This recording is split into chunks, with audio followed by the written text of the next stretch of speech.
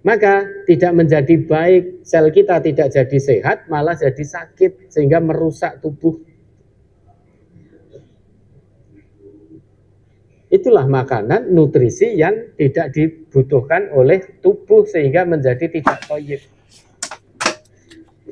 Orang itu kalau makan berlebihan, itu mau gerak malas, mau ibadah malas, mau ini malas. Enaknya mau ngantuk, ngeler weteng, gelegean, kepet-kepet. Ya kan? Sampai celananya dikendok ke, ya kan? Kaosnya diunggah ke, dipok-pok wetengnya, baru kepet-kepet. Artinya bermalas-malasan. Habis itu tidur. Habis makan tidur. Padahal pencernaan kita itu butuh 6 jam untuk mengosongkan dari apa yang, untuk mencerna dari apa yang sudah kita makan. Kalau kita tidur, berarti nutrisi yang masuk tadi tidak tercerna dengan baik. Nah itulah, ini masukan yang baik. Bukan berarti tidak halal. Insya Allah selama tidak melanggar syariat, yang masuk pun tetap halal. Ukulat seseorang berbeda-beda dari satu orang ke orang lain. Sekarang, misalkan orang yang kesehariannya nyangkul di sawah, ya tentu tidak akan mampu kalau hanya dahar 2, 3, 4 suap sayur. Habis sahur langsung digunakan, habis subuh, habis kiroah ini langsung ke sawah menyangkul sampai siang hari, habis tenaganya. Kalau hanya sedikit suapan sayur mayur, dia tidak akan kuat. Dapat energi dari mana? Maka itulah, ukulat itu berbeda-beda dan setiap orang tahu ukulatnya masing-masing. Karena pencernaan ini, lambung ini, tubuh ini akan merasakan saya ini sudah berlebih-lebihan atau belum. Itu akan merasakan. Beda dengan orang yang kesehariannya misalkan jadi maisahnya kulit panggul yang berat di pelabuhan di ini, dengan yang orang maisahnya wira swasta seharian di rumah, punya toko, laris, sudah ada yang nunggu. Punya karyawan. Dia hanya di rumah ngawasi tok. Itu beda ukulatnya. Karena yang kerja panggul tadi, dia membutuhkan energi yang lebih banyak. Sehingga asupannya, ukulatnya tentu beda dengan seorang yang punya bisnis, dia hanya di rumah saja. Beda ukulatnya. Nah kalau Pak Syukron ukulatnya sayur mayur, alhamdulillah, insya Allah itu menyehatkan. Tapi kalau ada saudara lain yang kebetulan dia pakai sayur, pakai protein, telur, pakai karbo, nasi, itu juga tidak negatif, juga tidak apa-apa. Kecuali kalau dia lantas berlebih-lebihan, semuanya dimakan, sudah tidak sanggup, sudah kuareken ya tetap karena lesannya cik kemecer dengan lauk yang enak, itu namanya berlebih-lebihan.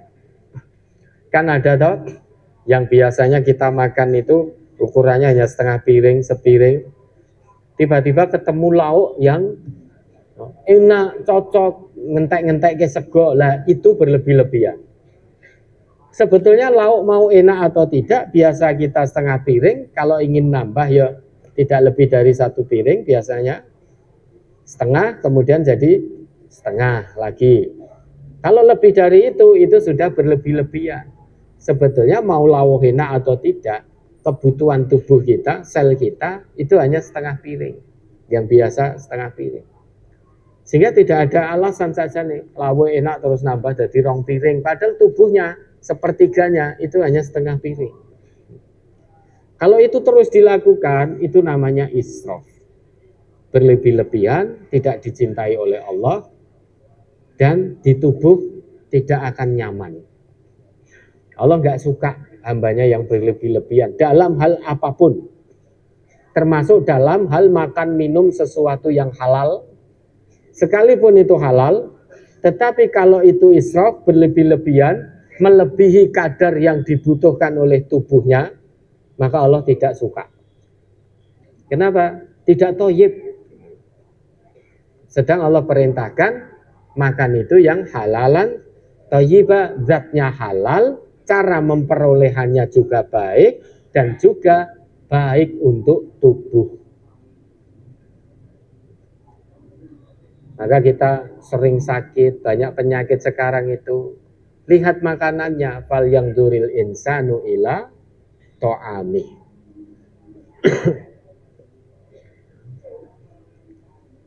Hendaknya manusia itu lihat makanannya. Itu perintah Allah, Pak. Hendaknya manusia itu lihat makanannya. Anna sobabnal ma'a sobba. Kami yang sudah curahkan air. Summa syaqaqnal arda syaqqa. Kami belah bumi sebaik-baiknya. Kemudian setelah bumi itu kami belah sebaik-baiknya, fa'ambatsna fiha habba. Kami tumbuhkan dari bumi itu biji-bijian. Kemudian dan seterusnya, wa'inaba wa qadba, anggur dan sayur-mayur. Terus sampai ayat itu ditutup, mata'allakum bali an'amikum. Semua yang kami tumbuhkan dari bumi tadi untuk kesenanganmu manusia dan hewan ternakmu. Mata di situ bukan hanya untuk senang di lisan, tapi juga kesenangan tubuh. Kesenangan tubuh berarti kesehatan. Selama ini kita memahaminya hanya mata itu hanya senang kita nikmati di lisan. Padahal mata'allakum bali an'amikum itu kesenanganmu manusia dan hewan ternakmu. Maksudnya bisa kamu makan, bisa kamu nikmati, dan itu menjadi nikmat bagi tubuhmu. Itu mata, makna mata dalam Al-Quran. Nah sekarang tidak kok. Padahal yang disediakan oleh Allah, makanan untuk hewan ternak itu rumput. Kalau hewan ternak kita makan rumput, hewan ternak kita akan sehat. Hewan ternak kita sehat, dimakan oleh manusia, manusianya akan sehat. Dunia modern sudah sulit kita menemukan hewan ternak yang makannya masih murni, yang Allah sediakan, yaitu rumput. Sekarang makan sudah rekayasa semua untuk hewan ternak. Maka kenapa kemudian kita diperintahkan oleh dokter untuk satu kondisi penyakit tertentu tidak boleh daging merah, tidak boleh sapi, tidak boleh kambing. Karena bukan sapi dan kambingnya. Sebab sapi dan kambingnya makannya sudah tidak alami sebagaimana makanan yang disediakan oleh Allah, yang disebut oleh Allah dalam Al-Quran. Kalau daging kambing itu tidak baik, Nabi tidak akan dahar daging kambing. Cara masaknya juga. Tapi yang jadi kambing hitam ya daging kambing yang disalah-salahke. Kalau itu tidak baik daging kambingnya, Nabi tidak akan dahar daging kambing. Ternyata kita tidak boleh makan daging kambing itu karena cara masak kita yang keliru. Cara masak kita, hewan ternaknya kambingnya sudah tidak lagi makan rerumputan. Padahal Allah sebutkan wa'abba, semua itu rerumputan dan lain sebagainya itu Allah siapkan mata'alli an'amikum, untuk makanan kesenangan hewan ternakmu. Sekarang sudah rusak dunia modern ini. Yang membuat kerusakan ya ulah tangan-tangan manusia. Hewan ternak sudah tidak lagi makan yang alami. Maka hewan ternak yodo sakit. Kenapa sapi sakit? Kenapa kambing sakit? Kenapa ayam juga terkena flu? Karena makanannya sudah dirubah oleh manusia. Coba kalau hewan ternak itu masih makanan asli yang Allah sediakan, sehat itu hewan ternaknya. Manusia ini Kenapa mudah-mudah sakit? Karena sekarang kita juga sudah merubah makanan kita. Seringkali tidak sadar kita memakan yang bukan makanan manusia. Ya kan? Makanan modern ini kan banyak yang sebetulnya bukan makanan manusia. Pedas level sekian. Ini itu enak sing jenenge semacam-macam lah. Dunia modern ini ultra processed food sedemikian rupa. Ultra processed food sedemikian rupa. Yang disediakan oleh Allah itu polo pendem, misalkan ya, pohong. Tapi sekarang sudah tidak wujud pohong, sudah mengalami ultra processed food. Jadi makanan yang enak-enak di lisan itu, tapi tidak enak di tubuh. Mbah-mbah kita dulu jarang sakit. Kenapa? Makan harinya tidak berlebih-lebihan, karena yang masuk yang toyib-toyib yang memang dibutuhkan oleh tubuh.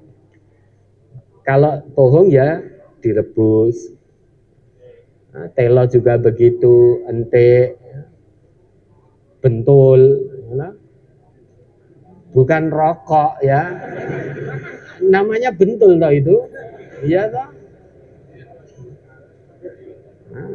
Semuanya direbus-rebus itu, maka sehat-sehat, umurnya panjang-panjang. Tapi semakin modern, semakin pendek usia manusia karena makanannya sudah rusak. Padahal Allah sudah ingatkan kita, fal yang duril insanu ila to'ami. Hendaknya manusia itu lihat makanannya. Allah sudah siapkan semua makanan. Bahkan mohon maaf, dulu kaumnya Nabi Musa itu meninggalkan Nabi Musa, tidak ikut seruan Nabi Musa, kafir kepada Allah, gara-gara apa? Minta apa? Minta sayur mayur, minta bawang putih, minta bawang merah, kacang adas, mentimun. Ternyata semua kesenangan tadi, bawang putih, bawang merah, kacang adas, sayur mayur, mentimun, itu bisa menyebabkan kekafiran kaum Nabi Musa. Ada apa kok mereka sampai kafir? Imannya ditukar dengan mentimun.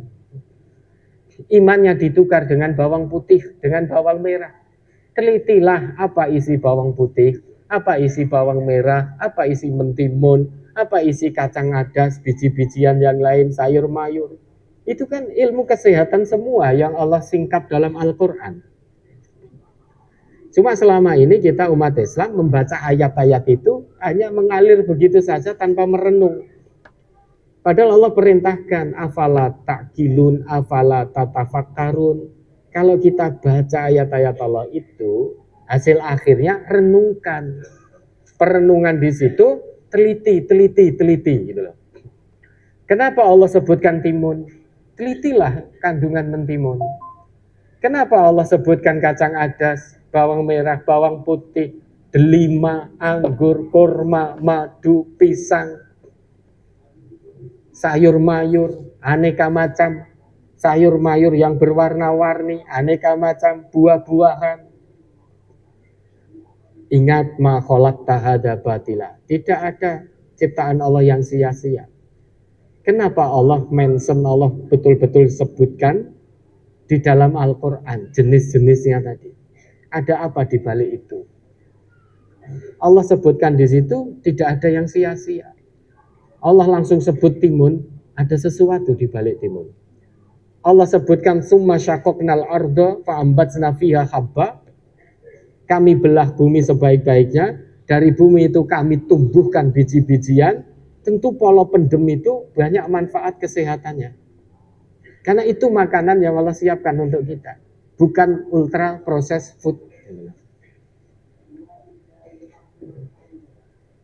Jadi makanan yang masih mempertahankan wujud aslinya, tidak mengalami olahan yang neko-neko. Itu kalau makan kita itu, insya Allah lambat laun kesehatan kita akan improve, akan meningkat. Nah, apalagi dengan puasa, sudah makannya makan yang benar, jauhkan ultra processed food, makan kita benar, tambah puasa. Insya Allah bonus kesehatan dapat. Tapi kalau kita balas dendam, semuanya dimakan, ya tidak akan menghasilkan apapun untuk kesehatan. Nah, saya puasa tapi ya cik loro wae. Ada yang salah dengan puasanya. Bisa jadi pas buka puasa semua masuk. Kolak masuk, ya, buah masuk, dawet masuk, mie ayam masuk, sate masuk, bakso masuk. Begitu bar tarawih ngomong, aku ki rung mangan. Karena belum ada nasi. Begitu tarawih makan nasi. Ya sudah. Itu kalau terus dilakukan, ya kulaan penyakit lama-lama. Ya ini masukan yang benar terkait dengan 15.000 tadi Bapak ya, karena setiap daerah itu beda-beda.